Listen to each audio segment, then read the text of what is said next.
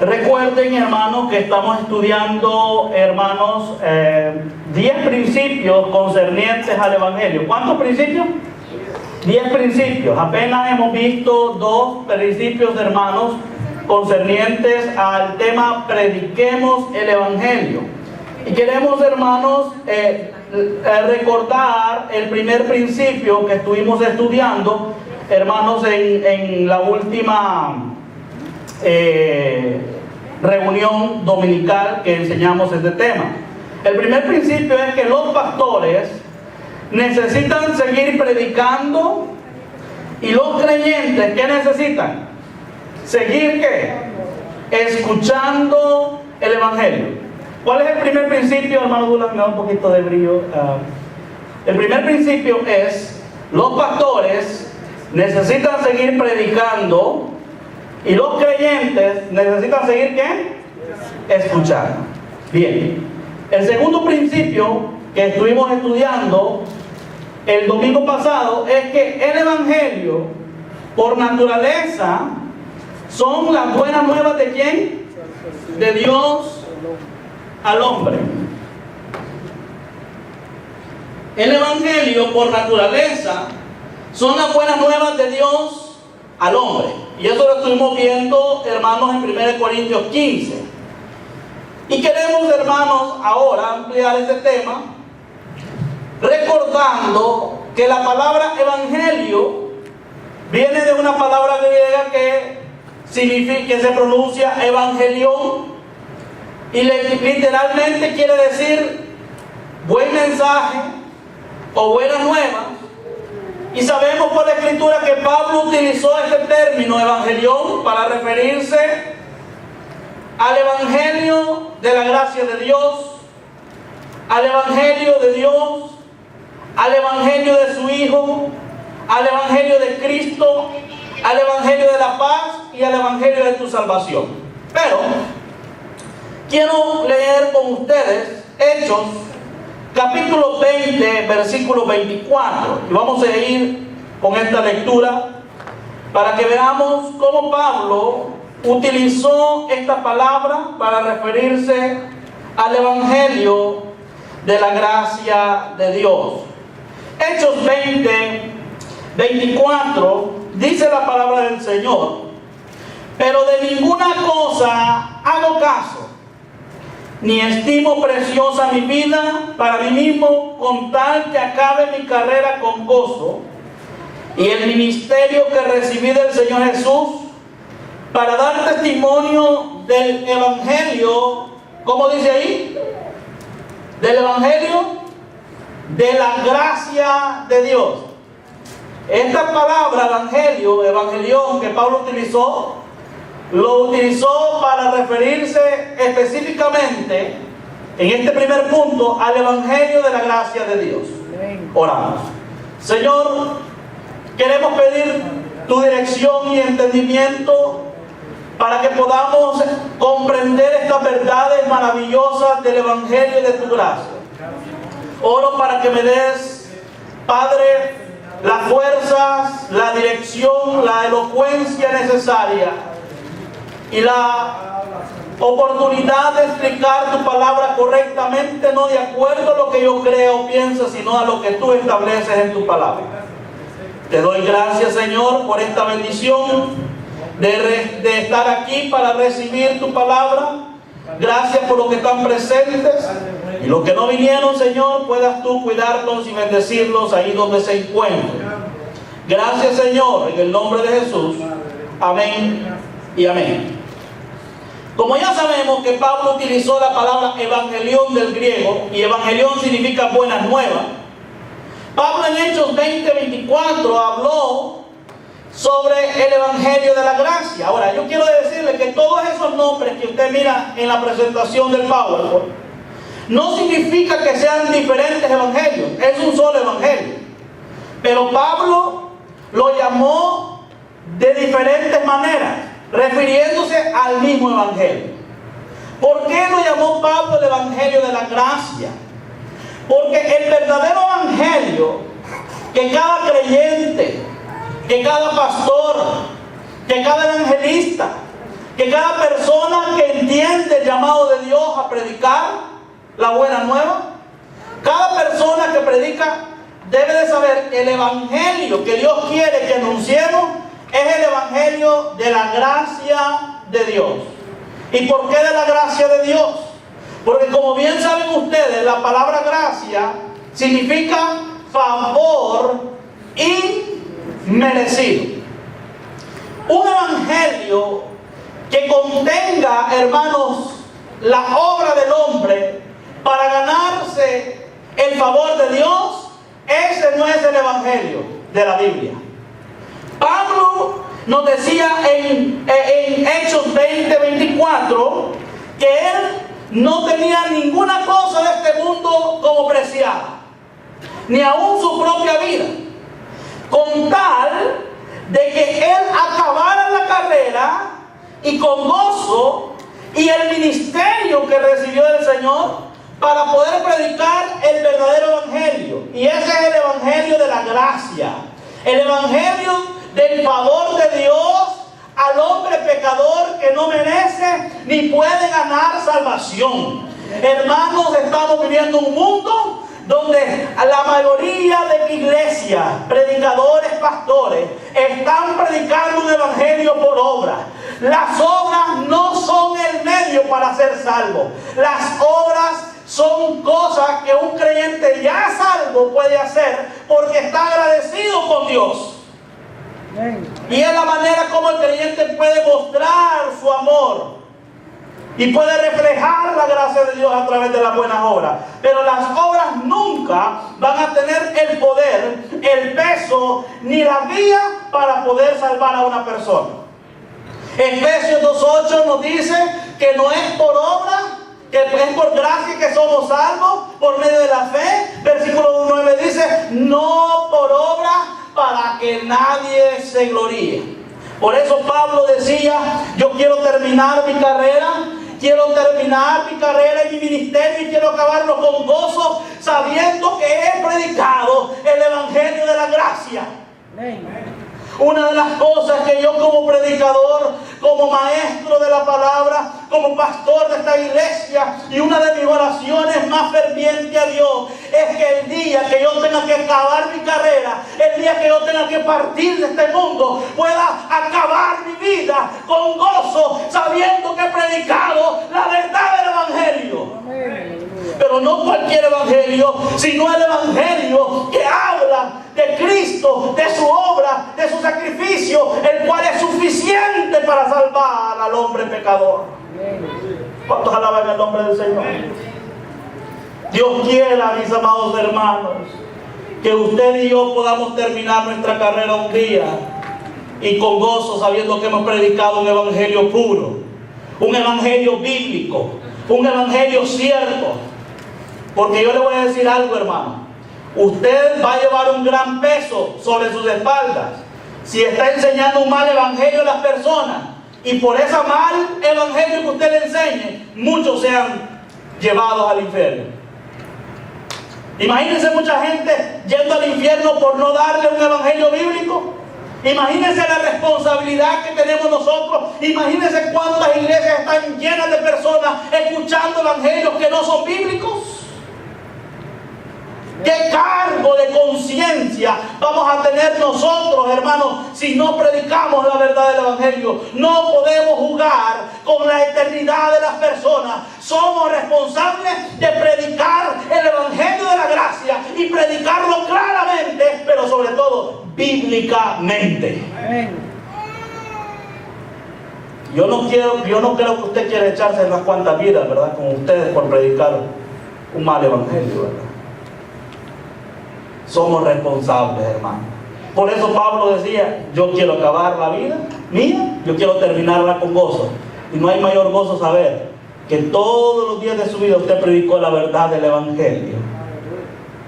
Imagínense la conciencia y la paz, la tranquilidad que va a tener el apóstol Pablo allá arriba en el tribunal de Cristo, sabiendo que terminó su carrera predicando un evangelio claro. ¿Cuántos alaban el nombre del Señor? ¿Y por qué se le llama ahora el segundo punto el evangelio de Dios? Porque Romanos capítulo 1 Versículo 1 nos dice: Pablo, siervo de Jesucristo, llamado a ser apóstol, apartado para el evangelio, ¿de quién? De Dios. No dice el evangelio del pastor Sánchez, el evangelio de mi sagrada iglesia. Dice el evangelio ¿de quién?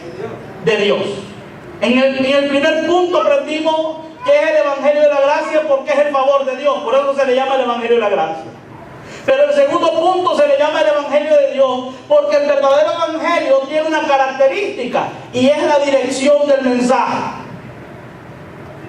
El evangelio es de Dios, es la buena nueva de Dios al hombre, no la buena nueva del hombre a Dios. ¿Escucharon? Es la buena noticia de Dios al hombre, de lo que Dios proveyó a favor del hombre. ¿Y qué proveyó Dios? A su Hijo, a Jesucristo. Por eso nos lleva al tercer punto. Romanos 1:9 dice: porque testigo me es Dios a quien sirvo y mi espíritu en el evangelio de su Hijo, de que sin cesar hago mención de vosotros siempre en mis oraciones. Significa el evangelio de su Hijo. ¿Por qué? Porque el evangelio habla de una persona específica. ¿Y esa quién es? El Hijo de Dios, Jesucristo. El evangelio trata de lo que Dios proveyó a favor del hombre. El evangelio trata de su Hijo, no trata de usted, no trata de mí, no trata de ninguna iglesia, de ningún rótulo de este mundo. Trata de acerca del Hijo de Dios. Y Pablo lo llama el evangelio de su Hijo. ¿Sabe por qué? Porque en el tiempo de Jesús, cuando Jesús vino, muchos no creían que Jesús era el Hijo de Dios. Y cuando Pablo dice el evangelio de su Hijo, está demostrándole a las personas que Cristo no solamente era 100% hombre, sino que Cristo también era 100% Dios. Si usted mira el versículo 4 de Romanos 1, el versículo 3 dice: acerca de su Hijo, nuestro Señor Jesucristo, que era de linaje de David según la carne. O sea, carnalmente Jesús era 100% hombre. Pero ¿qué es lo que dice el versículo 3? Que era hijo. ¿Pero hijo de quién? Mira el versículo 4, dice: declarado hijo de Dios con poder. ¿Y quién declara esto? El Espíritu de santidad. O sea, le hago una pregunta: ¿el Espíritu Santo es mentiroso? ¿Miente el Espíritu Santo? ¿Y qué ha declarado el Espíritu Santo? Que ese Jesús, que es 100% hombre, también es hijo de Dios con poder. Por lo tanto, Jesús es Dios. El Espíritu Santo lo ha declarado, y yo lo creo. ¿Cuántos alaban el nombre del Señor? Por eso es importante que cuando prediquemos el evangelio, la gente sepa quién es Cristo. Y tienen que saber que es Dios hecho carne, es el Hijo de Dios. Si la gente solamente tiene un concepto de que Jesús fue un maestro o fue un gran profeta, eso no le va a salvar a la persona. El evangelio, claro, explica quién es Jesucristo, el Hijo de Dios. Amén. Ahora, Romanos 1:16, en el cuarto punto, nos dice que Romanos 1:16 dice: porque no me avergüenzo del evangelio, porque es que poder de Dios para salvación a todo aquel que cree, al judío primeramente y también al griego. ¿Por qué se le llama el evangelio de Cristo? Porque el evangelio, según el versículo 16, nos dice que debemos de creer en alguien. ¿Escucharon?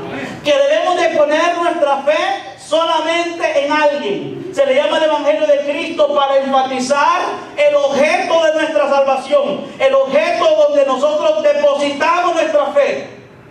Por eso San Juan 3:16 nos dice: porque de tal manera amó Dios al mundo, que ha dado a su Hijo unigénito, para que todo aquel que en Él cree, o sea, Cristo, El que cree en Cristo, una persona no puede ser salva si no cree en Cristo. ¿Pero qué debe de creer de Cristo? Debe de creer que Jesús es Dios, como lo vimos en el Evangelio de su Hijo. Debe de creer que fue el medio que Dios estableció, el único medio que Dios estableció para que los hombres sean salvos. Debe de creer que es el Evangelio de la gracia. Debe de creer que es por el favor de Dios, no por las obras. Y esto la gente no lo sabe. Esto la gente no lo entiende. Y solo así, Pablo también en Romanos 10:15, miren lo que Pablo nos dijo en Romanos 10:15. En Romanos 10:15 Pablo nos enseña y nos dice de la siguiente manera: ¿y cómo predicarán si no fueran, qué dice? Enviados. Como está escrito, cuán hermosos son los pies de los que anuncian la paz. ¿Por qué Pablo lo llama el Evangelio de la paz? ¿Sabe por qué? Porque desde que el hombre fue creado, Adán estuvo en un ambiente perfecto, con una relación perfecta con Dios. ¿Qué fue lo que destruyó esa relación que el hombre tenía? El pecado. Isaías nos muestra y nos dice que nuestras iniquidades han hecho división entre vosotros y vuestro Dios. Cuando Adán pecó, el pecado provocó una división entre Dios y el hombre. Esa relación que Adán tenía perfecta fue dañada, fue rota. Y el hombre se volvió un enemigo de Dios. Porque ¿qué comunión tiene la luz con las tinieblas? No hay comunión. El espíritu es contra la carne, ¿verdad que hay una guerra? Sí. Dios no puede tener comunión con el pecado, con la oscuridad, con lo malo. Entonces el hombre por el pecado rompió esa relación. Pero ¿sabe qué dice Romanos? Nos habla del Evangelio de la paz. Porque el Evangelio de la gracia trae un mensaje acerca de Dios al hombre, que tiene que ver con su Hijo, declarado Hijo de Dios, y que tiene que ver con la persona de Cristo y su obra en la cruz del Calvario, y que la persona cuando cree en Cristo puede tener paz con Dios. ¿Escuchó eso? ¿Vio cómo va una tras otra? ¿Notó? ¿Cómo solo a través de la buena noticia? Usted creer en esa buena noticia, la cual es Cristo muriendo, siendo sepultado y resucitado al tercer día. Solo así usted puede tener paz para con Dios. ¿Qué va a pasar con las personas que no tengan esta paz para con Dios? No van a ver el cielo, van a ver la ira de Dios. ¿Escucharon, hermano? ¿Qué es lo que las personas van a tener? La ira de Dios. ¿Cuántos quieren esa paz para con Dios entonces? ¿Usted cree, hermano, que es bueno estar bajo la ira de Dios? Romanos 1:18, ¿qué dice? Léalo conmigo. Romanos 1:18 dice: porque la ira de Dios se revela desde el cielo contra toda impiedad e injusticia de los hombres, que detienen con injusticia la verdad. ¿Cuántos aquí quisieran estar bajo la ira de Dios? No. ¿Cuántos ya no están bajo la ira de Dios? Amén. ¿Y cómo ya no estamos bajo la ira de Dios? ¿Cómo es que Dios ya no está enojado con nosotros al punto de querer derramar su ira sobre nosotros? ¿Cómo? Porque hemos creído en Cristo. Y eso nos trajo paz para con Dios. Pero yo quiero aclarar este punto. Romanos 1:18 nos enseña que la ira de Dios se revela al hombre. Ahora quiero preguntarles a los hermanos: ¿cómo se revela la ira de Dios al hombre? A ver, varones, ¿cómo se revela la ira de Dios al hombre? Hermanas, ¿quién sabe cómo se revela la ira de Dios al hombre? Usted ha leído Romanos algunas veces. Miren lo que dice el versículo 24. ¿Lo tienen? Dice: por lo cual también Dios los entregó a la inmundicia. O sea, los hombres, ¿qué hicieron los hombres? Se rebelaron en contra de Dios. Dios se dio a conocer a través de la creación, y el hombre, en lugar de adorar a Dios, comenzó a adorar a la creación, a aves, a cuadrúpedos, a reptiles, a animales. Le dieron la espalda a Dios en vez de adorar al Creador. Y como no quisieron adorar al Creador, ni quisieron, hermanos, creer en el medio por el cual Dios traería, hermanos, una relación para ellos, para con Dios, Dios, hermanos, los pone bajo su ira. Están bajo su ira. Ahora, en su ira, Dios los entrega. ¿A qué los entrega en su ira Dios? A la inmundicia. Pero usted va a decir, pastor, pero ¿cómo es posible? ¿Por qué cree usted que Dios los entrega a la inmundicia? Dios no debería entregarlos a la inmundicia. Le voy a explicar por qué. Miren, le voy a explicar por qué. Miren lo sencillo del por qué Dios los entrega a la inmundicia a aquellos que no quieren creer en Jesús, que no reconocen a Dios y que no quieren adorar a Dios. ¿Escucharon? Miren Apocalipsis conmigo, capítulo, mis amados hermanos, 20.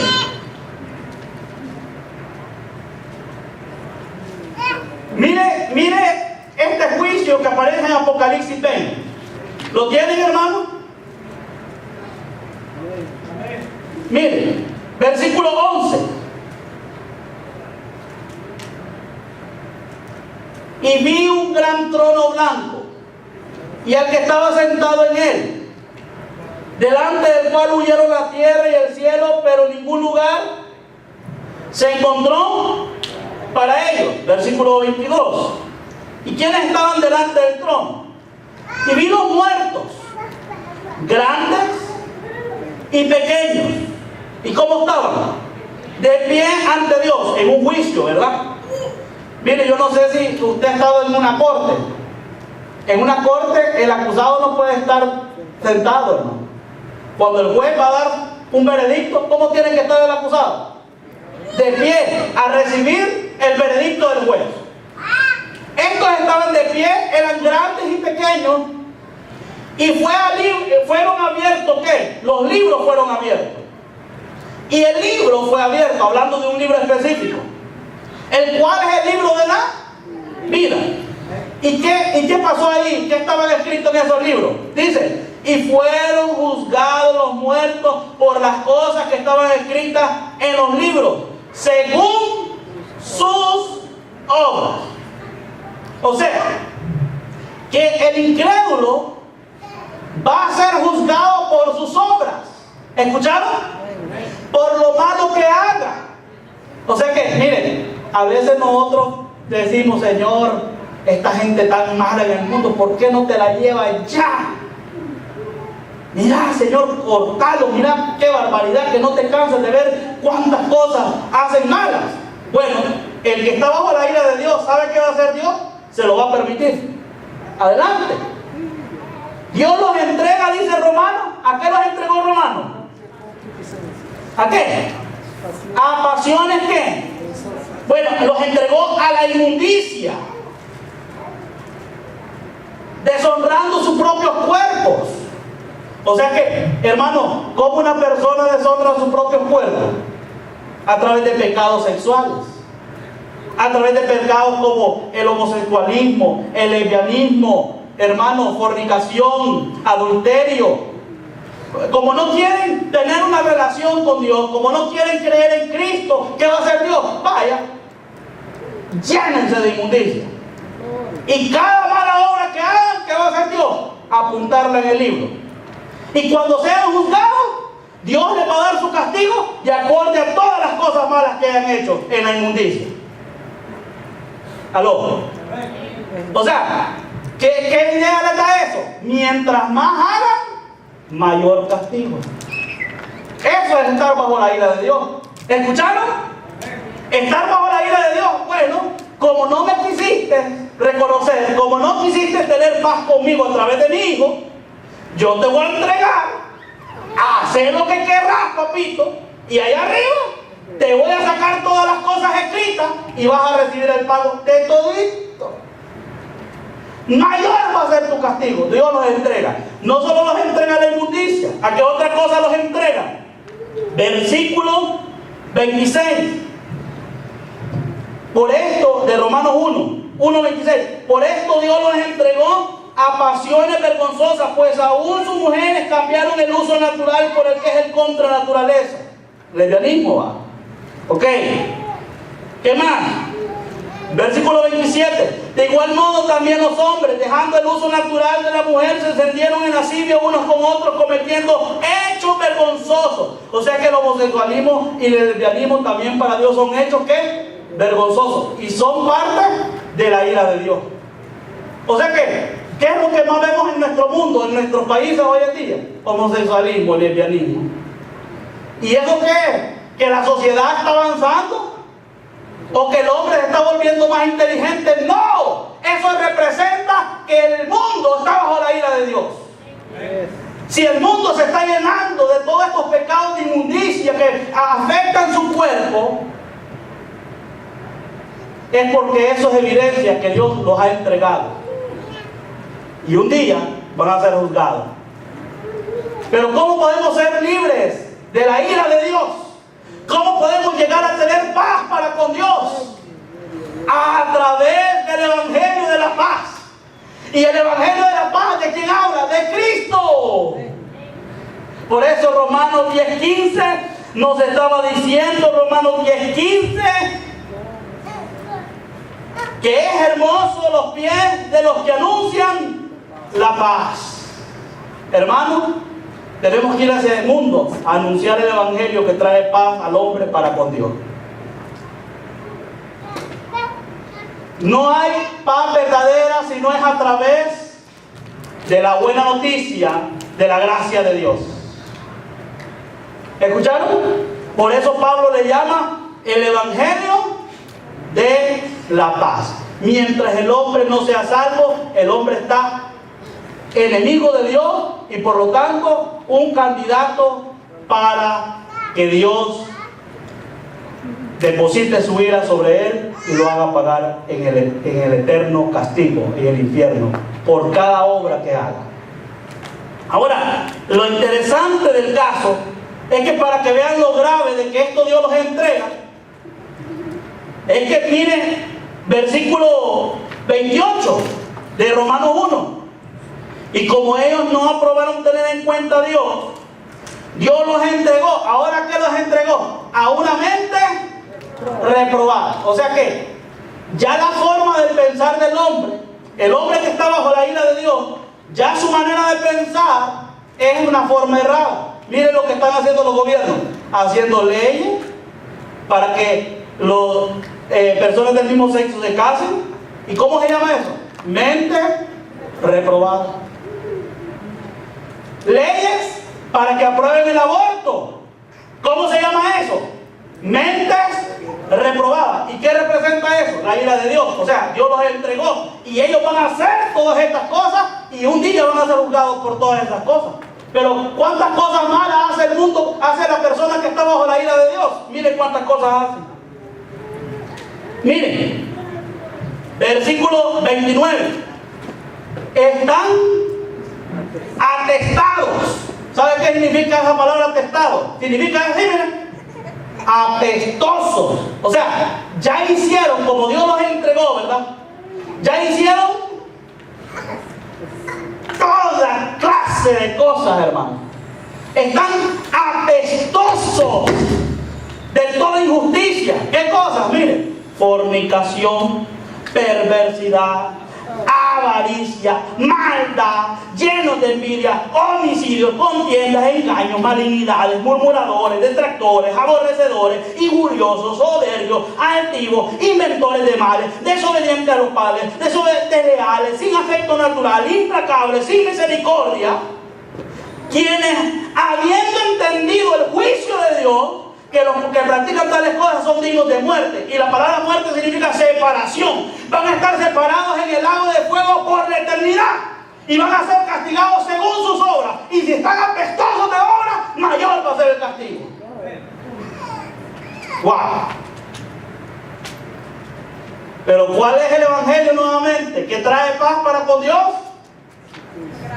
El evangelio de la gracia de Dios que habla de Jesucristo.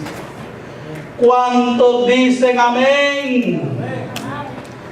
Y por eso Pablo termina llamándolo ahora el evangelio de tu salvación. Póngale ojo a esta palabra, tu salvación. ¿De qué? De tu salvación. ¿Por qué Pablo le llama el evangelio de tu salvación? Efesios 1:13. Mire lo que dice Efesios 1:13. Mire lo que dice. En él también vosotros, habiendo oído la palabra de verdad, el evangelio de vuestra salvación, y habiendo creído en él, porque ese es el requisito, fuisteis sellados con el Espíritu Santo de la promesa. ¿Sabe por qué se le llama el evangelio de vuestra salvación? O de tu salvación. ¿Sabe por qué? Porque el evangelio no es un combo familiar. ¿Escucharon? La salvación no es un combo familiar.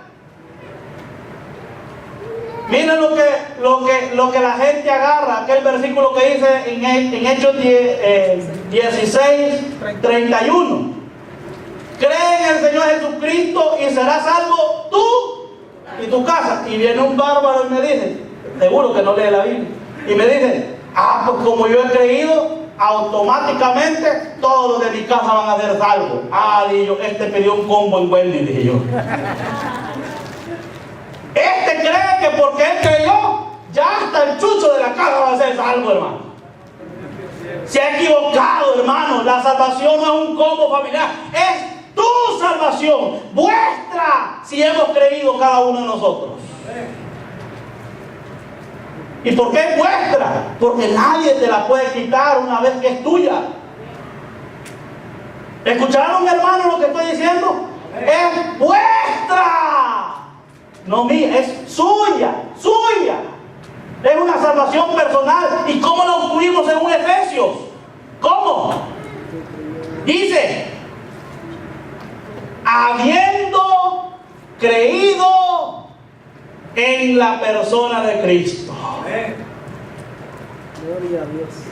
Entonces Pablo en la Biblia al evangelio, al único evangelio bíblico y correcto lo llama, me lo pone en la pantalla por favor, lo pone el evangelio, lo llama el evangelio de la gracia de Dios porque es el favor de Dios, lo llama el evangelio de Dios porque es la buena nueva de Dios al hombre, lo llama el evangelio de su Hijo para que la gente sepa quién es Jesús, lo llaman el evangelio de Cristo porque está centrado en la persona de Cristo y su obra, y Cristo representa al Mesías, el Salvador del mundo. Lo llaman el evangelio de la paz porque es la manera como el hombre puede tener comunión con Dios, paz para con Dios, y lo llaman el evangelio de tu salvación porque creyendo en él será tu salvación y nadie te la va a quitar.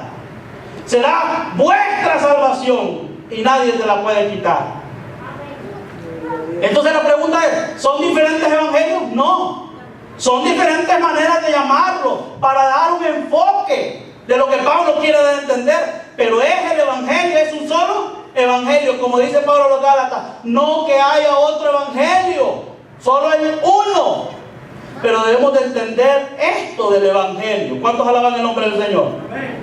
El próximo domingo vamos entonces a ver el tercer principio bíblico.